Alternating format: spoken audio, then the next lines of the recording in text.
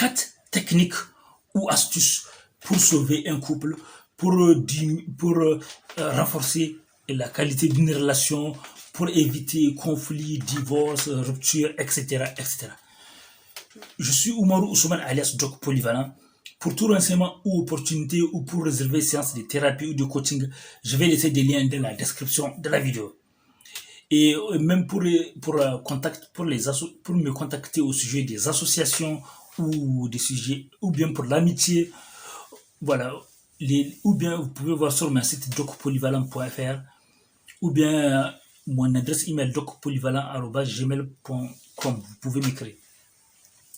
Vous pouvez m'écrire. Donc, le premier exercice qui peut aider à sauver des couples de prise de tête, c'est un exercice. Chaque jour,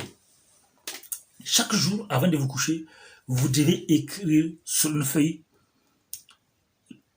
les qualités. Vous devez avoir un cahier même, quoi, où vous devez écrire qu'est-ce que votre partenaire fait pour vous alors qu'il n'était pas obligé de faire.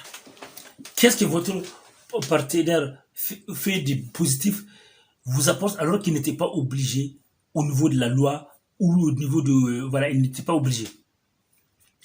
Par exemple, vous avez votre mari ou votre femme, vous avez un partenaire ou une partenaire qui accepte d'élever vos enfants comme si c'était ses enfants, qui ne fait pas de différence, qui fait un effort pour s'occuper de vos enfants.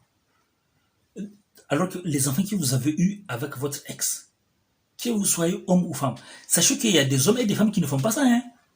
Il y a des hommes et des femmes qui vivent en couple avec des hommes qui refusent de s'occuper des enfants de leur ex, ou bien des ex de leur femme, ou bien des femmes qui sont avec des hommes, mais qui refusent de s'occuper des enfants que l'homme a eu avec ses ex. Donc vous devez être reconnaissante ou reconnaissant.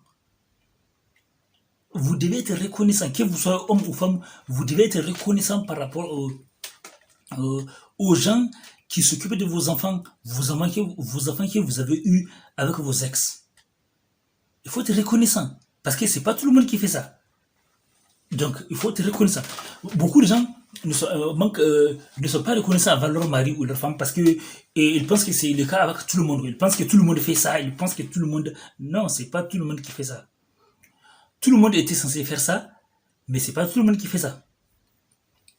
Numéro 2, il faut que chacun puisse dire ses propres défauts, quelques défauts. Ça, c'est un exercice pour cultiver l'art d'être humble. Parce que si vous êtes trop arrogant et que vous croyez que vous êtes parfait, ou bien vous pensez que l'un est parfait et l'autre a des défauts, c'est un problème. Chacun d'entre vous doit dire ses défauts. Quelques-uns de ses défauts. Parce que le but n'est pas de critiquer, de dire que l'autre est toujours parfait et l'autre est imparfait. Non. Chacun doit reconnaître qu'il a des défauts aussi. Numéro 3.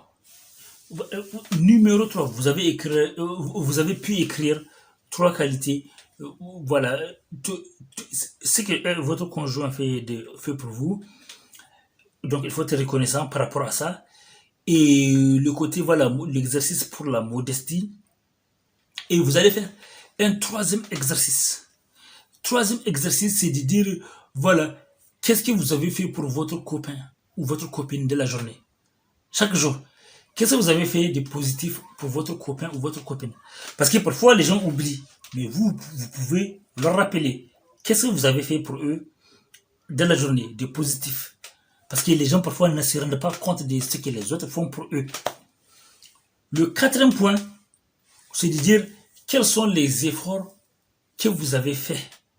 Votre copain n'a qu'à avouer, ou votre copine n'a qu'à avouer, quels sont les efforts que vous faites mieux que dans leur ancienne relation, que leur ex.